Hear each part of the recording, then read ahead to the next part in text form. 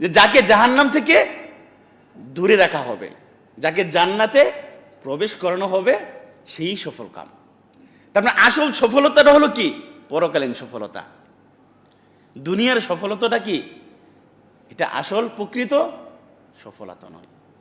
দুনিয়ার সফলতাটা এটা মুআক্কাতান, এটা অস্থায়ী, এটা স্থায়ী না। কিন্তু পরকালীন সফলতাটা স্থায়ী সফলতা। দুনিয়ার সফলতার সাথে পরকালীন সফলতাটা আপনাকে কোথায় অর্জন করতে হবে?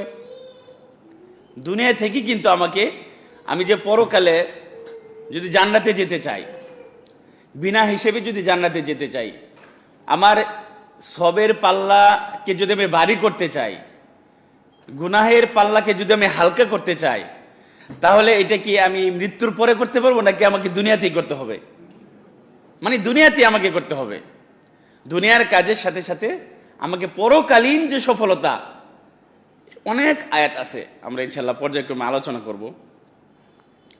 এই যে দৃষ্টিগুণটা, এটা আমরা অনেকেই চিন্তা ভাবনা করি না।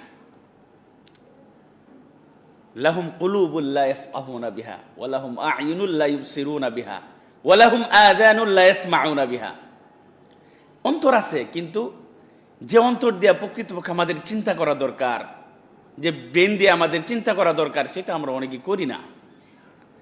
দেখেন আল্লাহ তাআলা বলেন যে কুল্লু নাফসিন যায়িকাতুল মাউত ওয়া ইন্নামা তুওয়াফাউনা উজুরাকুম ইয়াওমাল কিয়ামা ফামান যুহজিহা আনিন নারি ওয়া উদখিলাল জান্নাতা ফাকাদ ফাজ ওয়া মাল হায়াতুদ দুনিয়া ইল্লা মাতাউল গুরুর। যে প্রত্যেক নাফস সে মৃত্যু স্বাদ গ্রহণ করবে, সে যেই হোক না কেন। ওয়া ইন্নামা তুওয়াফাউনা উজুরাকুম ইয়াওমাল কিয়ামা, এবং কিয়ামতের দিন তোমাদেরকে পরিপূর্ণভাবে এর প্রতিদান পুরস্কার দিয়ে দেওয়া হবে। অর্থাৎ আমরা দুনিয়াতে ভালো করি মন্দ করি, যাই করি না কেন, এর তো একটা হিসাব নিকাশ হবে অবশ্যই। হিসাব নিকাশের পরে এর পরিপূর্ণ প্রতিদান তোমাদেরকে দেওয়া হবে, কোনো প্রকার জুলুম করা হবে না, অন্যায় করা হবে না। তো দেখেন আল্লাহ তাআলা এরপরে বলেন যে ফামান যুহজিহা আনিন নারি, জাহান্নাম থেকে, জাহান্নামের আযাব থেকে, জাহান্নামের আগুন থেকে যাকে বিরত রাখা হবে, যাকে দূরে সরিয়ে দেওয়া হবে, যাকে দূরে রাখা হবে, ফাকাদ ওয়া উদখিলাল জান্নাতা ফাকাদ ফাজ, জাহান্নাম থেকে দূরে সরিয়ে রাখা হবে এবং যাকে জান্নাতে প্রবেশ করানো হবে, ফাকাদ ফাজ, মূলত সেই সফল ব্যক্তি।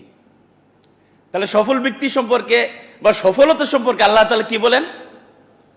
যে যাকে জাহান্নাম থেকে দূরে রাখা হবে, যাকে জান্নাতে প্রবেশ করানো হবে, সেই সফল কাম। তার মানে আসল সফলতাটা হলো কি? পরকালীন সফলতা। দুনিয়ার সফলতাটা কি? এটা আসল প্রকৃত সফলতা নয়।